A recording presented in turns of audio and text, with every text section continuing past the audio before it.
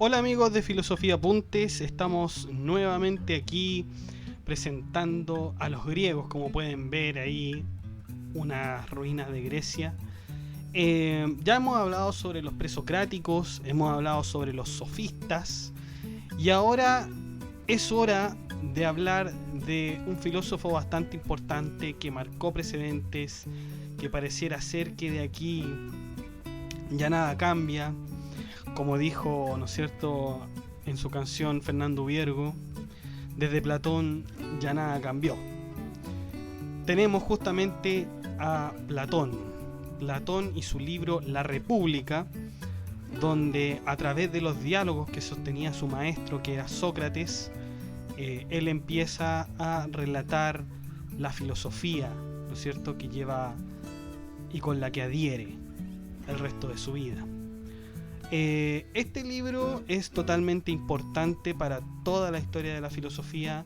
Se va a revisar, se va a chequear, se van a hacer incluso síntesis, resúmenes, se van a hacer comentarios sobre la República y un montón de cosas inimaginables que de hecho se discuten hasta hoy en día. La República es un libro sumamente didáctico, a veces difícil de leer. Siempre, a mí por ejemplo, siempre que yo leo La República, nunca deja de sorprenderme, siempre descubro algo nuevo, siempre me pilla, ¿no es cierto? Siempre tiene como algo de que lo que leíste en la primera lectura no está en la segunda, y lo que está en la segunda tampoco está en la tercera. Así pasa, bueno, con muchos libros, pero con esto sí que pasa muchas veces. Por eso es bueno tomar nota siempre de lo que ocurra en este libro de la República, o simplemente, bueno, si usted lo quiere disfrutar leyéndolo como si fuera una novela, algo dialogado, ¿no es cierto? También puede hacerlo, no hay ningún problema, pero siempre es mucho mejor, ¿no es cierto?, estudiarlo, así lo vamos a tener muy claro. Uno puede preguntarse cómo es que Platón pudo tomar apunte de todos los diálogos, ¿no es cierto?, que hacía Sócrates. Bueno, unos dicen que fue imposible, otros dicen que logró transcribirlo, otros decían que tenía ayudantes, etcétera, etcétera, etcétera. Bueno, la cuestión es que sea así o no, tenemos los diálogos de Sócrates. Bueno, muchos dicen que en realidad hay un Sócrates que es histórico, hay otro Sócrates que es imaginado por Platón. De hecho, la gran mayoría de los textos de Platón son diálogos de Sócrates, pero también de repente no está Sócrates, sino que hay otro interlocutor, así que es como medio raro, media difusa esa información. Dejémosela para los expertos, ¿no es cierto?, para los historiadores de la filosofía. Lo que sí verdaderamente nos compete es el tema del libro primero de la República. Vamos a ver el libro primero, que se trata sobre la justicia. ¿Cómo comienza esta historia? Bueno, Platón describe la vida de su maestro Sócrates, que bajaba del Pireo. El Pireo era una ciudad al sudoeste de Grecia, cuyo territorio es parte de lo que era el Peloponeso, bajaba Sócrates para entregar sus plegarias a los dioses y ver cómo se festejaban las fiestas en ese lugar. Junto con él se encontraba su amigo Glaucón. Una vez que terminaron las fiestas, Sócrates y Glaucón se dirigen a la ciudad, pero un esclavo de Polemarco los detuvo para que se quedasen. Cuando llegaron a la casa de Polemarco se encontraban Lisias y Eutidemo, hermanos de Polemarco, Carmántides, el peánio, Clitofonte, hijo de Aristónimo, Trasímaco, que ya habíamos hablado de él, ¿se acuerdan?, en el Sofista, el Calcedonio, personaje clave a lo largo de este libro, Céfalo, padre de Polemarco. Estos 5 hombres estaban ahí, 6 con Eutidemo, estaban ahí en la casa de Polemarco. Sócrates es saludado por el padre de Polemarco, Céfalo, y ambos comienzan a sostener una conversación. Céfalo habla a Sócrates sobre lo difícil que ha sido para él asistir a las fiestas debido a su avanzada edad. Sin embargo, pide a Sócrates quedarse, ya que cuando los placeres del cuerpo lo van abandonando, más se acrecienta el motivo de una animada conversación. Esto lo dice porque sabían cómo era Sócrates, ¿no es cierto? Bueno, Sócrates accede con gusto a tener una conversación con el viejo Céfalo, diciendo que siempre es bueno hablar con alguien que tenga experiencia. También pregunta a Céfalo si esta edad en la que se encuentra es algo desdichado y qué opinión tiene al respecto. Céfalo comienza a dar su parecer diciendo que cuando él se reúne con ancianos, la mayoría de ellos dicen quejarse de los problemas que trae la vejez y acuden a la añoranza de aquellos años cuando fueron jóvenes. Pero Céfalo dice no compartir esta opinión con ellos.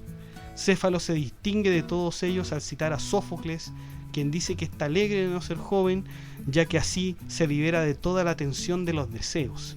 Se libera y se siente una gran calma a esa edad, algo que también es beneficioso.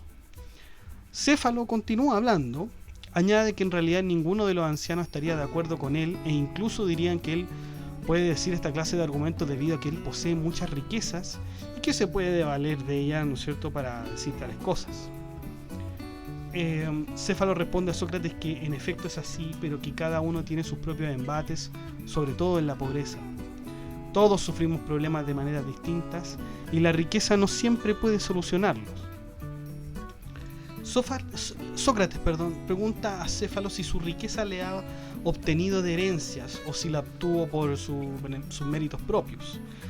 Este le responde que la riqueza la ha adquirido por parte del padre y abuelo, es decir, la heredó.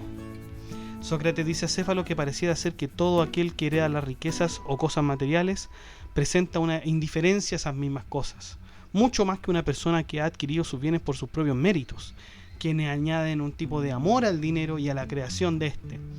Sócrates termina diciendo que estos hombres son una mala compañía porque no hablan más que el dinero, igual que un enamorado no habla más que el amor. Para terminar con el tema de la riqueza, Sócrates pregunta a Céfalo cuáles son las ventajas de la riqueza. Y Céfalo le responde que el hecho de tener riqueza quiere decir que nada se le debe a los hombres. Y esta actitud se toma debido a la creencia griega de que quien ha obrado mal y tiene deuda con los hombres en vida, debe pagar su mala obra en el Hades, ¿no es cierto?, que era el infierno. Luego se le pregunta a Céfalo sobre la justicia, y aquí entramos en el tema directamente. Sócrates pone el siguiente ejemplo. Si una persona en su sano juicio nos confiara sus armas y luego que pierde el juicio quiere que se las devolvamos, ¿las deberíamos regresar? Si no lo hacemos, incurrimos en una injusticia. Y si se las devolvemos, podríamos correr peligro. ¿Qué hacer?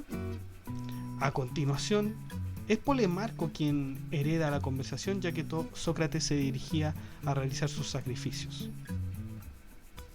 Es aquí cuando Polemarco empieza a armar una especie de discusión con Sócrates. De hecho, a Simónides, que era un poeta del siglo VI, me parece siglo IV, V antes de Cristo, no lo tengo muy claro, perdónenme. Bueno, a Simónides se le adjudicaba la siguiente frase: justo es retornar a cada uno lo que se le debe. Frente al mismo dilema anterior, Polemarco dice que es justo devolver las armas al hombre que no está en su sano juicio, porque es nuestro amigo quien nos confía sus armas. Pero si este fuera un enemigo, a este solo se le debería dar un mal, siguiendo, ¿no es cierto?, la frase de Simónides. Por lo tanto, el argumento de Simónides presenta un concepto un tanto ambiguo de justicia, ya que antes de dar hay que inspeccionar bien lo que se quiere dar a la persona. En este caso, si es amigo o enemigo, eso hay que ver primero. Pero Sócrates plantea una serie de interrogantes, las cuales son contestadas por Polemarco. Fíjense las preguntas de Sócrates. ¿Qué da el arte de la medicina y a quiénes? La respuesta es remedios, alimentos y bebidas al cuerpo. ¿Y el arte culinario? Bueno, el arte culinario sazona y condimenta los banquetes. Y la justicia, beneficio a los amigos y daño a los enemigos. Luego, ¿quiénes pueden hacer tales actos? Y en caso de enfermedad, ¿quién da el bien a los amigos y el mal a los enemigos? Se responde el médico. Y a los marinos en cuanto al mar, el piloto de la nave. Y el hombre justo, en caso de los enemigos, la guerra, y en el caso de los amigos, la alianza.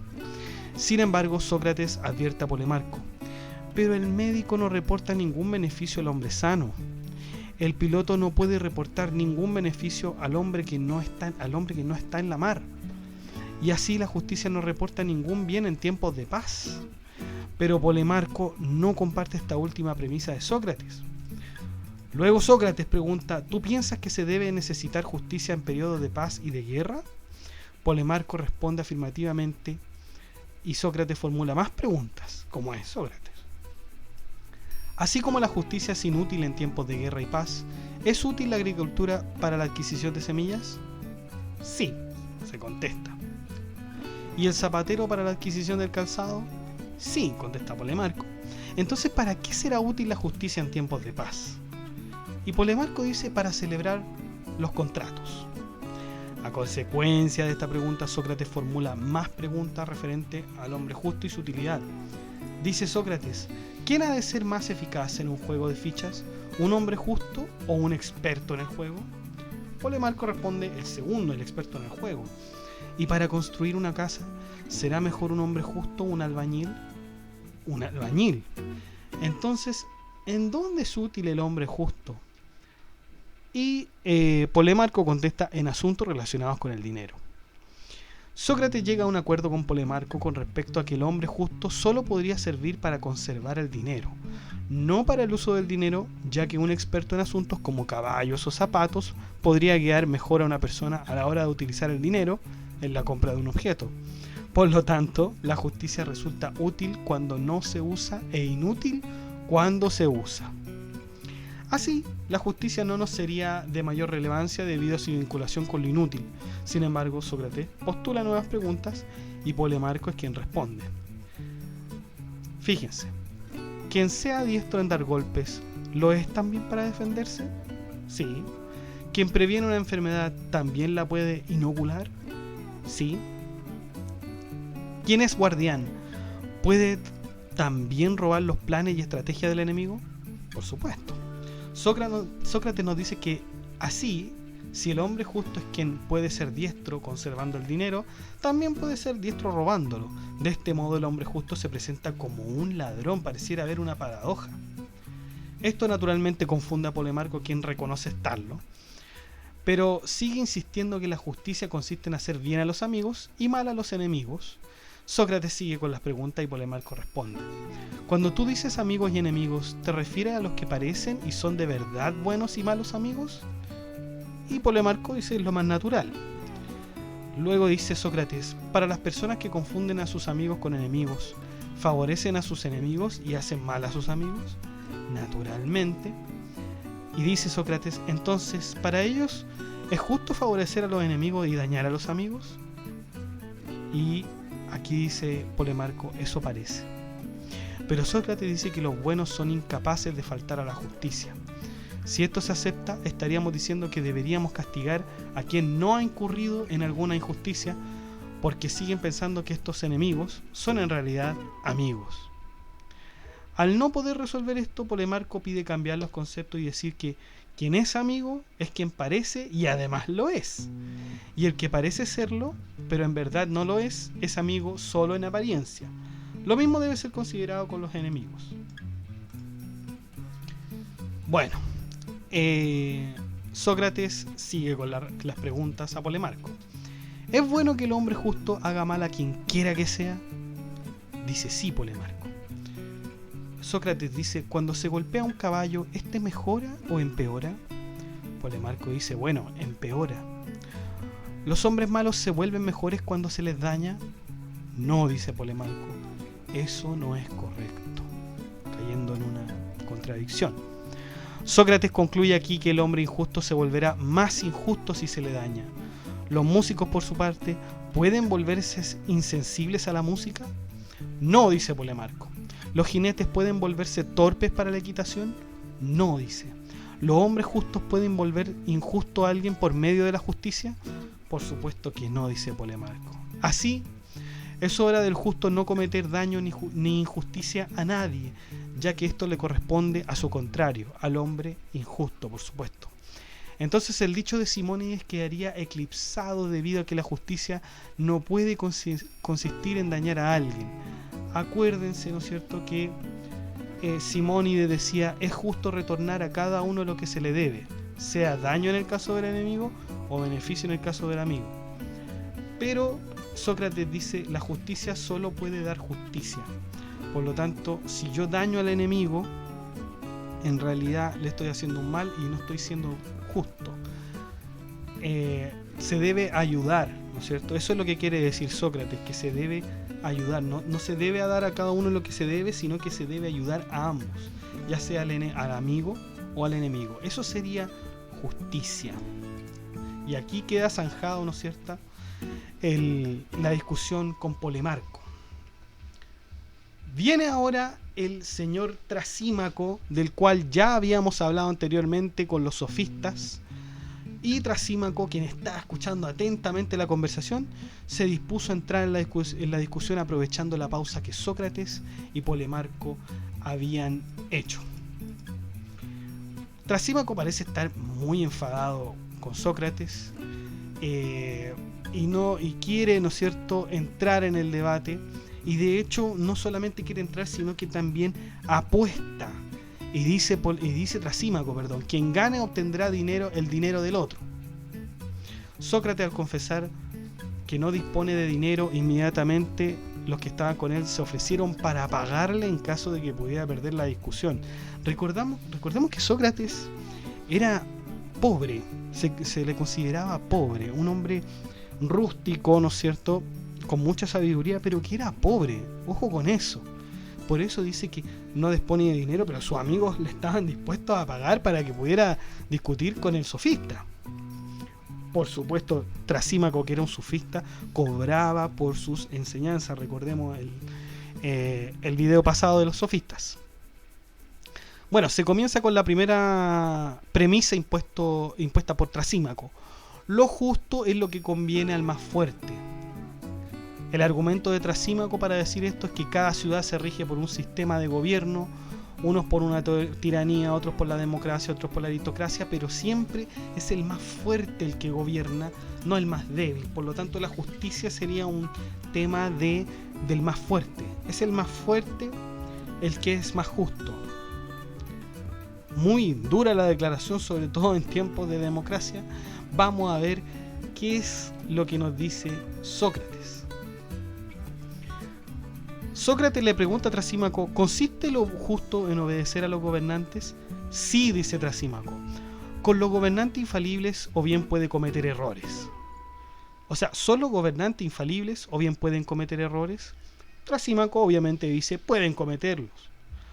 ¿Los gobernantes promulgan las leyes correctamente o bien pueden hacerlo incorrectamente? Pueden hacerlo incorrectamente, dice Trasímaco, porque no son infalibles. Establecer bien las leyes corresponde a sus propios intereses y establecerlas mal está en contra de sus intereses, ¿cierto? Cierto, dice Polemarco. Y lo que haya quedado establecido tendrá que ser acatado por los gobernados, ¿cierto?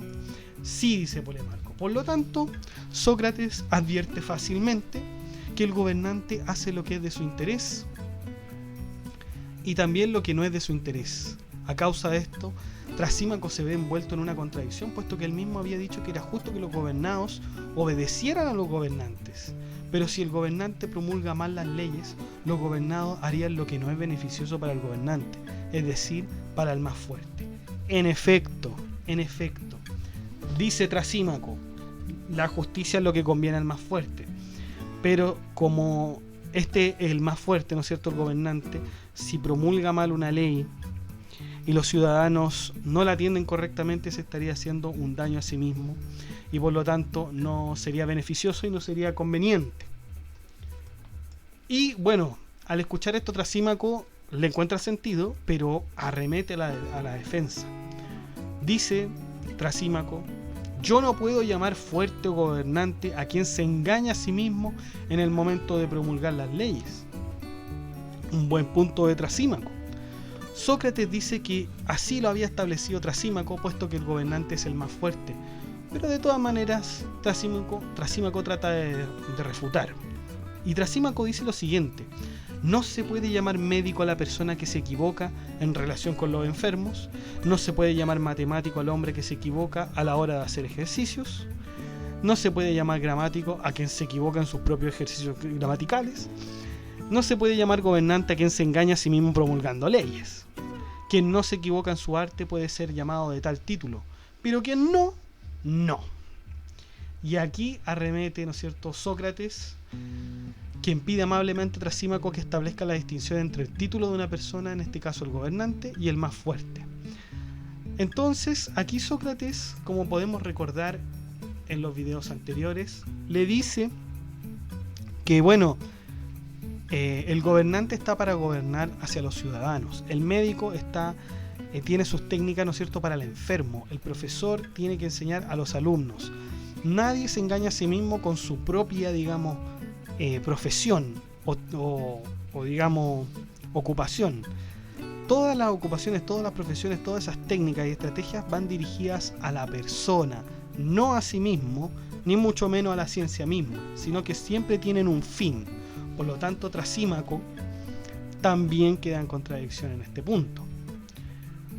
Luego, Trasímaco sigue defendiéndose y dice que Sócrates es un ingenuo al pensar que el gobernante no piensa en sí mismo, sino en sus gobernados. Y fíjense lo que está acá. La mayor parte de las veces el gobernado se lleva las obligaciones que el más fuerte le ordena. Eso es totalmente cierto. Trasímaco argumenta que el pastor no trata bien a sus ovejas en beneficio de ellas, porque luego el pastor necesita comérselas. Por lo tanto, la injusticia beneficia al injusto porque puede extraer grandes riquezas de esto. Lo justo es lo que interesa al más fuerte y lo injusto es lo que beneficia y conviene a uno mismo, dice Trasímaco. Y justo en este punto, Trasímaco quería retirarse de la discusión, pero los demás en la casa de Céfalo no se lo permitieron y le pidieron una explicación de dichas palabras, que aunque estaban bastante claras. Sócrates sigue sosteniendo que la justicia no pertenece al interés del más fuerte y continúa argumentando. Trasímaco entonces se queda. Para que los gobernantes puedan hacer las funciones del gobierno necesita un salario que lo incentive a hacerlo. Así el gobernado obtendría un beneficio del ejercicio hecho en el gobierno, el salario. Hay que distinguir entre dos conceptos, la ganancia y el arte. Sócrates trata de delimitar el concepto de arte reduciéndolo como tal, es decir, sin el concepto de ganancia que el pastor podría obtener. Es por esto que el pastor solo se dedica al arte de pastorear, ¿no es cierto? Por lo tanto, el arte del pastor es pastorear. El arte de obtener el salario es obtenerlo justamente. Y cada uno tiene su ganancia, pero es preciso diferenciar. ¿Qué es lo que quiere decir Sócrates con esto? Sócrates nos quiere decir que el gobernante debe tener el buen arte de gobernar. El pastor, está bien, se va a comer la oveja, pero tiene que tener el arte de pastorear, ¿ya? No puede hacerlo así sin, digamos, en la ignorancia. De hecho, fíjense esto. En la Biblia, en el libro Números, el pueblo de Israel que caminaba sobre el desierto estaba cansado e insatisfecho por la comida que estaban recibiendo. Uno de ellos exclamaba que a pesar de haber sido esclavos en Egipto, por lo menos obtenían carne y pescado en su jornada de esclavitud. En este caso, el rey de Egipto bien podía ejercer el mando y esclavizar, pero si no alimentaba a sus esclavos, ellos podrían morir. La carne o el pescado sería el salario o beneficio que el gobernado recibe, ya sea por una tiranía o otra clase de gobierno. Por lo tanto, el gobernante, tiene que estar preocupado de los gobernados. Tiene que tener el arte, ¿no es cierto?, de gobernarlos bien. Por lo tanto, el gobernador no puede verlo siempre en su propio beneficio, sino que en beneficio del ciudadano, que es lo que quiere llevar, ¿no es cierto?, que Sócrates quiere llevar a Trasímaco a ese punto. Los gobernantes, según Sócrates, no se muestran ansiosos ni deseosos por honores.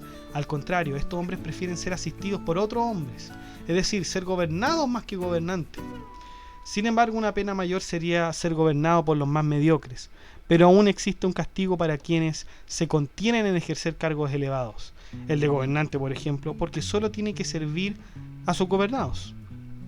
Sócrates se propone examinar una nueva interrogante que habría planteado Trasímaco. ¿La vida del injusto es preferible a la del justo? Esto es muy importante.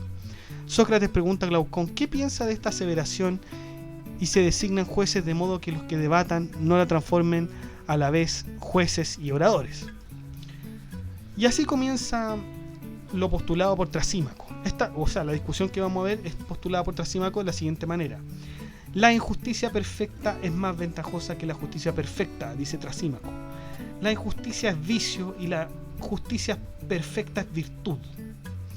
La injusticia reporta beneficio al hombre mucho más que la justicia, ya sean estos hombres gobernantes, ladrones, salteadores de caminos, y más aún si logran pasar inadvertidos. O sea, la injusticia es lo mejor para Trasímaco. Naturalmente, Sócrates se sorprende ante tales aseveraciones e intenta decir que la justicia es la que reporta ventajas verdaderas. Y aquí le comienza a preguntar, ¿puede el hombre justo sacar ventaja del hombre injusto? No, dice Trasímaco, debido a la ingenuidad del hombre justo. ¿Podría sacar ventaja de una acción justa? Tampoco por el mismo motivo. ¿Le parecería bien obtener una ventaja del hombre injusto? Sí, dice Trasímaco, pero no sería capaz de lograrlo debido a su ingenuidad. Es decir, Trasímaco tiene una versión del hombre justo como alguien ingenuo.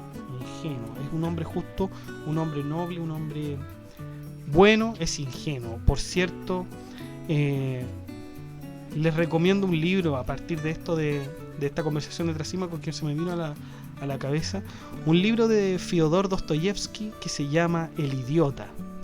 Es buenísimo y no trata el tema de la justicia, pero pone en duda a Dostoyevsky si el hombre justo o el hombre noble o el hombre amable es realmente un idiota o un ingenuo, como podría decir Trasímaco. Se lo recomiendo. El idiota de Fyodor Dostoyevsky, el mismo que escribió Crimen y Castigo, Los demonios, los hermanos Karamazov, etcétera, etcétera. Sigamos. Para hacer un sumario de lo anteriormente dicho, Sócrates dice: el hombre justo no sacará ventaja del hombre justo, sino de quien no lo es. El hombre injusto sacará ventaja tanto del hombre justo como del injusto. Y Trasímaco, claro, dice afirmativamente que es así. El hombre injusto se parece al sabio y el justo no lo parece, lo que decía Trasímaco. Pero Sócrates continúa y Trasímaco responde. Aquí están las preguntas de Sócrates. ¿Hay alguien a quien tú llamas músico y a otros no? Obviamente. ¿Quién tiene sentido musical?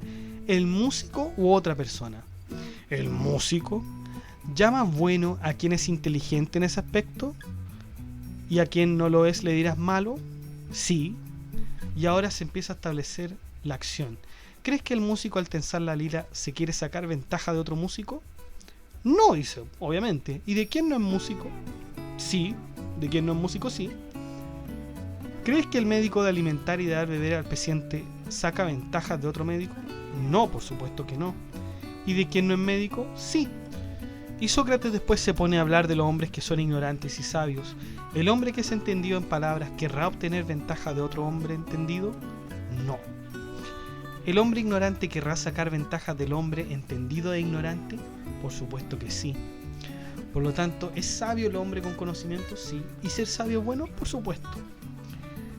Entonces se concluye, así como el hombre con conocimientos o bueno no quiere aventajar a su semejante, porque sería inútil que un hombre justo sacara ventaja de un hombre igualmente justo, no habría ventaja.